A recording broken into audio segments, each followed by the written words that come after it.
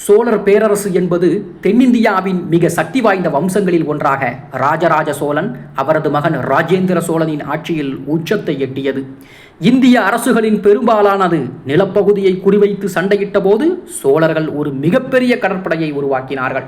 இது பாதுகாப்புக்கு மட்டுமல்லாமல் வெளிநாட்டு தாக்குதல்களுக்கும் பயன்பட்டது.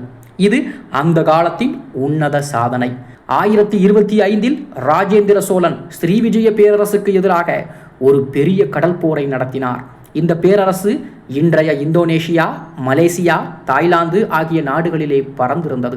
சோழ கடற்படை முதல் தர கப்பல்களோடு பெங்கால் வளைகுடா கடந்து கேத்தா, சுமத்ரா, மலாக்கா போன்ற பல துறைமுக நகரங்களையும் தாக்கியது. இதனால் இந்தியா மற்றும் சீனாவுக்கு இடையிலான கடல்வழி வர்த்தகத்தின் ஆதிக்கத்தையும் அது கைப்பற்றியது.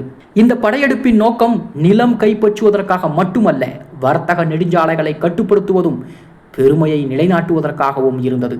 வலுவான திட்டமிடல் மற்றும் கடற்படை சக்தியின் மூலமாக சோழர்கள் இந்தியாவின் எல்லைகளை தாண்டி வெற்றிகரமாக வெளிநாட்டு படையெடுப்பை நடத்திய பேரரசு என்பதும் குறிப்பிடத்தக்கது.